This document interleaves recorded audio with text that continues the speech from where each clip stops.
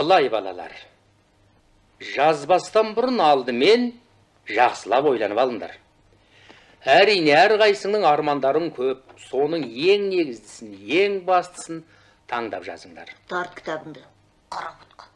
Бұл тек шығарма үшін ғана емес, бүкіл өмірлерің үшін қажет болады. Тарт деймін кітабыңды. Оспан аға қожа соқтығып отыр. Қадыров. Қала бапты. Біреу көшірек деп қорқады, өзім жылы арамызға. Жантас, ал кітабыңды. Сен біреу көшіріп алады деп ойлайсың ба? Әркім өз арманын жазады ғой.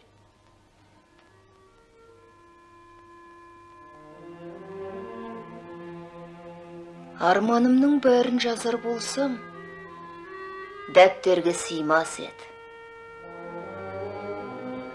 Оған ешкім сенеді қоймас. Сенсе тек Рахманов ағай ғана сенер. Ол бәрін де біледі. Жұрттың бәрінің жан дүниесін түсінеді.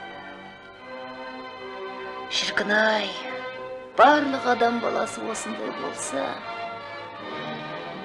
өмір тіпті тамаша болар еді.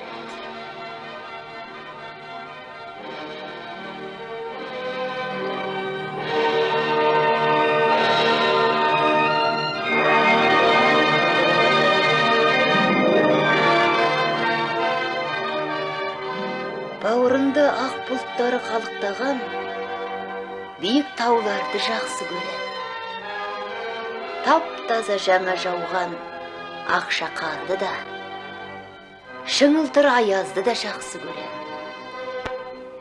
Дегенмен бәрінен жақсы көретінім көктем мезгілі.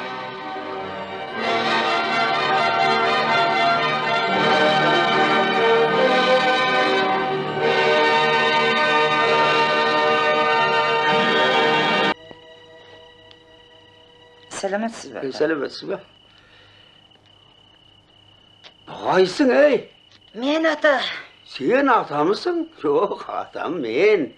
Мен білсем сен қожасың. Маған қонаққа келдің бе? Жарайсың. Жақынырақ отыр, шай ішейік. Рахмет. Педсоветке келдім. Онда не шаруаң бар еді? Қараймыз дейді. Мұғалім етіп қоятын шығар, Директор еттік. Директор де? О, тіпті жақсы, жарайсың, директорым, жарайсың. Онда жалақың да көбейеді. Шашың қандай жақсы, қайратты екен. Марқұм әкеңнің шашы да осындай еді. Сіз менің әкемді білесіз бе? Балам, ол кісіні білмейтін адам бар ма? Әкеңнің керемет қарагер аты болған. Ат емес, Дүлдүл. Сол атты бір күні мына мен әкеңнен сұрап мініп жүредім. Суға кетіріп, өлтіріп алдым. Егер оның орнында басқа біреу болғанда, құнын төлетіп алатын еді. Ал Қадыр марқұм болса, керемет жомарт еді. Сондағы бар айтқаны, әдейі өлтірген жоқсыз ғой. Ажалға амал бар ма деді де қойды. Міне, сенің әкең осындай бір ақ көңіл жақсы кісі еді.